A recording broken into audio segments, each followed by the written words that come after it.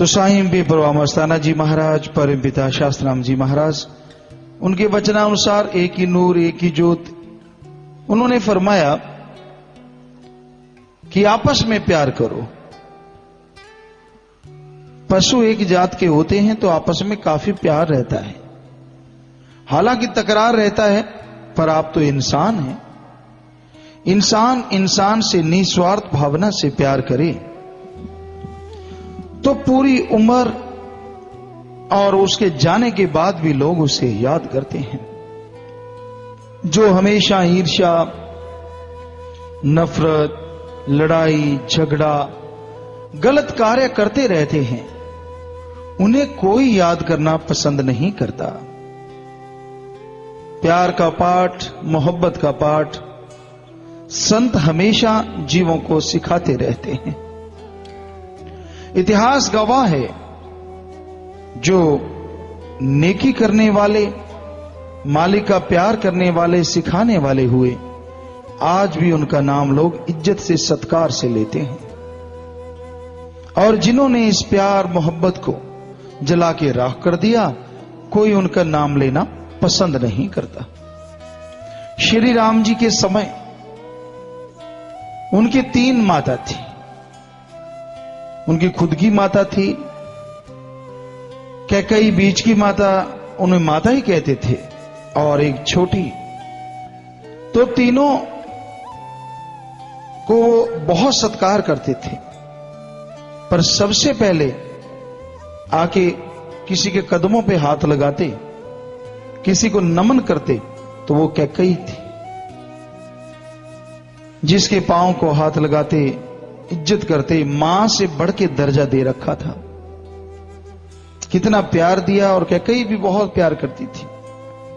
लेकिन ऐसा समय आया, गर्ज, स्वार्थ जब हावी होता है ना, सारे प्यार चकनाचूर हो जाते हैं।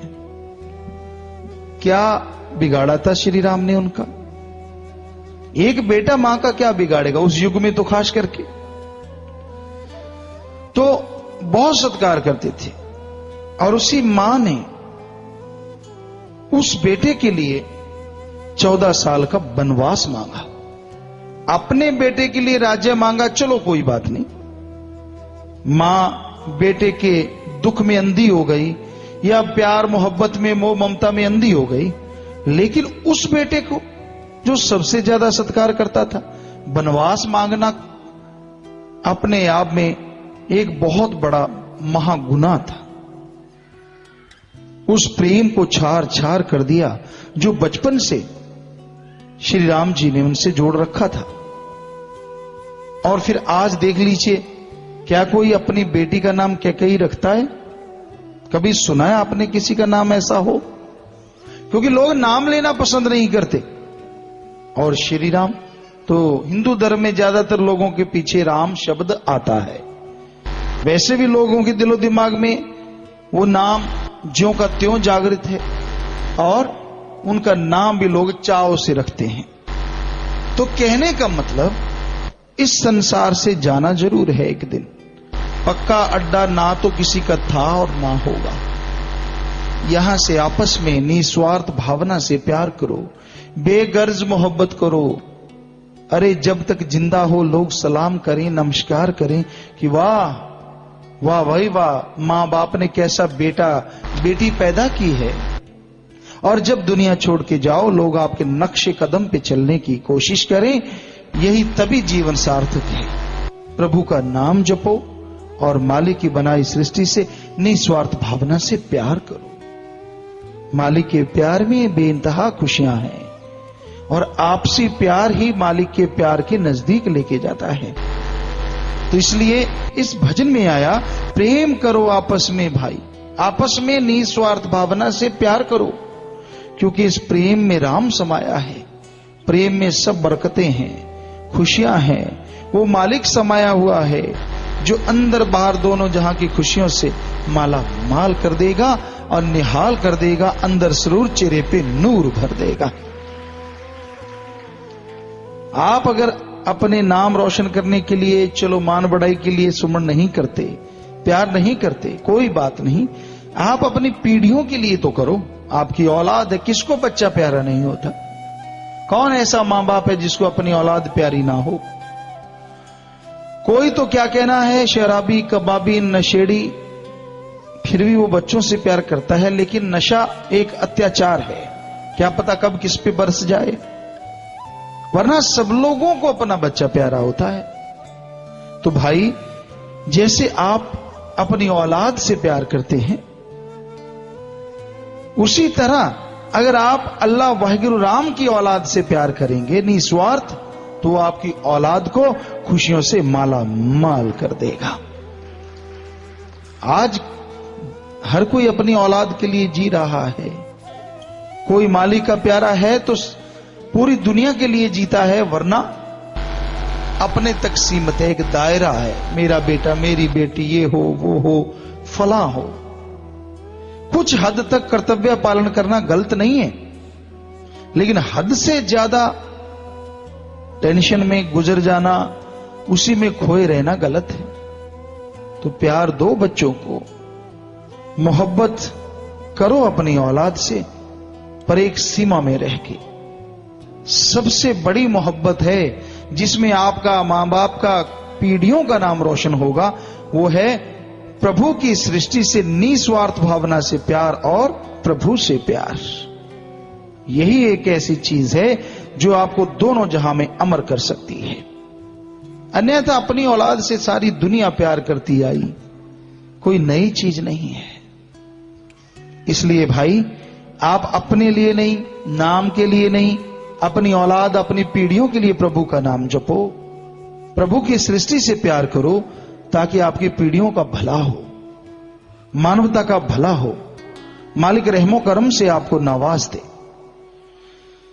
तो प्रेम करो आपस में भाई, प्रेम में राम समाया है। प्रेम रूप में बैठा मालिक, क्या पता किस रूप में, प्यार मोहब्बत में मालिक मिल जाए। आप सबको बोला है, आप अमल कितना करते हैं ये तो मालिक ही जाने। पर साथ संगत को बोला है कि आपकी छत है, छत पे एक पानी का कटोरा रख दो। आप यकीन नहीं करेंगे, हमारे पहले हमारे पिताजी, बापूजी शरीर के जो थे, उनसे पहले भी तो एक जैसे मिर्ची रगड़ने वाला कुंडा कहते हैं उसको, हिंदी में क्या बोलते हैं अलग कुछ नाम, तो वो रखा करते थे। उसमें पानी भर के रख देते, कोई थोड़ा सा क्रैक हुआ, साइड ऊपर से टूट गया, चलो भाई, और पानी भर के छत पे होता। और कभी कभार दाने भी, रोजाना तो नहीं, लेकिन एक दिन छोड़ के, 2 दिन छोड़ के वहां पे दाने बिखेर देते थे। तो आप साथ संगत को हमने यही किया है कि भाई आप, ये भी एक पुण्य कार्य है कि आप अपने मकान की छत पे पानी रख दें, थोड़े दाने बिखेर दें। आप भी तो रोज रोटी खाते हो, खाते नहीं? थोड़े से दाने अगर किसी पक्षी के, किसी जीव जंतु के मुंह में लग जाएंगे, मालिक ने उसकी चोट रख रखी है, आप फिक्र ना करो। लेकिन आप अगर फिक्र करोगे तो मालिक आपका फिक्र जरूर करेंगे। तो थोड़े दाने बिखेर दो छत पे, थोड़ा पानी रख दो, क्या पता कोई पक्षी आए, वो चोगा चुने, पानी पिए, क्या पता मालिक किस रूप में कौन सी खुशी आपको दे जाए और आपकी झोलियां भर जाएं। सत्संगें होती हैं, सत्संग वाले दिन आप अपनी तरफ से कोशिश करो, सेवादार बन के किसी और बुराई में फंसे इंसान को लेके आओ। वो गाड़ी पे पैसा लगता है, कई लोग उस गाड़ी का पैसा दे देते कि भाई नाम वाली गाड़ी जा रही है। ये जब हम घर में थे तभी था, ट्रकों के ट्रक आते थे कि नहीं भाई हम नाम वाले फ्री लेके जाएंगे, संगत अपना किराया दे देती थी। तो नाम वाले आते, वो लोग जिन्होंने सच्ची भावना से सेवा की, आज कहां से कहां पहुंच गए, बाहरी रूप से भी, अंदरूनी रूप से भी। सो ये बहुत बड़ा भला है, किसी दीन दुखी को, किसी बुराई में फंसे इंसान बने शैतान को फिर से इंसान बनाना, ये महापुण्य कार्य है। तो इसमें बढ़ चढ़ के आपको सहयोग करना चाहिए, सिर्फ अपने तक सीमित नहीं रहना चाहिए। बीमारों का इलाज करवा दो, भूखे नंगे को खाना खिलाओ। कोई पागल घूम रहा है शहर में, स्टेशन पे, तो आप उसके कपड़े पहना दो। हमने देखा लोग खिल्ली उड़ाते कई जगह, कई स्टेशनों पे जाने का टाइम मिलता रहा पहले, तो देखा कोई पागल घूम रहा है, लोग उसे बड़ी कोई गलत निगाह से देखते, जैसे कोई औरत है, खास करके उसको, कि बहुत अजीब होता बेचारी के, बच्चा भी होने वाला हो जाता, बुरा हाल, इतना बुरा हाल कि कहने सुनने से परे। हमने व्याकुलता देखी, रोते चिल्लाती इंसानियत को देखा। तो आप लोगों से गुजारिश करी कि भाई कोई भी ऐसा पागल मिल जाए उसे पागल खाने में भर्ती करवा दो, आप अपने घर में मत रखो। डॉक्टर को ये बोल दो कि इसका गार्जियन मैं हूं, मैं इसका माँ बाप की तरह, भाई मैं इनके पैसे भरूंगा, इसका इलाज कर दो बेचारे का, कपड़े पहना दो अच्छे, ताकि कम से कम वो समाज में कोड ना बने। और आपने मालिक की औलाद का भला किया, यकीनन मालिक आपका, आपकी औलाद का भला जरूर करेंगे।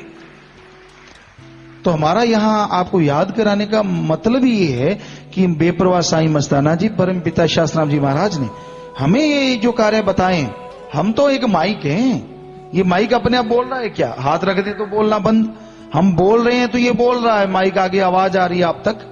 तो वैसे भाई हम तो माइक की तरह हैं, जैसा सतगुरु मौला हमें बुलवाता है हम बोलते रहते हैं, करवा तो वही रहे हैं ना सब कुछ बेपरवाह साईं सच्चे मुर्शिदे कामिल दाता रहबर। तो जितने भी अच्छाई के नेकी के कार्य शुरू कर रखे हैं साथ संगत ने, बढ़ चढ़ के इसमें सहयोग डालो हिम्मत से, और जितना हो सके भूले भटके जीवों को गुरुमंत्र से जोड़ो। पहले 100 गऊ का पुण्य था, अब हजारों गऊओं का पुण्य आप ले सकते हैं, क्योंकि कलयुग अपनी रफ्तार में। यूपी में सत्संग चल रहा था अभी भंडारा, तो वहां पे परम पिताजी के शेर आए, तो उस शेर में ये लिखा था कि जैसा समय आता है वो मालिक अपने संतों से वैसा वैसा कार्य करवाता रहता है। आपको फिर भी पढ़ के सुनवाएंगे। तो वो शेर हैं, पवन ने पढ़ के सुनाए। तो कई लोग कह देते ना पहले तो ये नहीं था अब ये हो गया, तो परम पिता ने अपने हाथों से वो शेर लिखे हुए हैं ग्रंथ में कि भाई जैसा जैसा समय आता जाता है वो मालिक अपने संतों से, अपने नूर से वैसा ही कार्य करवा लेता है। तो करवाने वाला तो मालिक है, सदगुरु वो खुद हैं।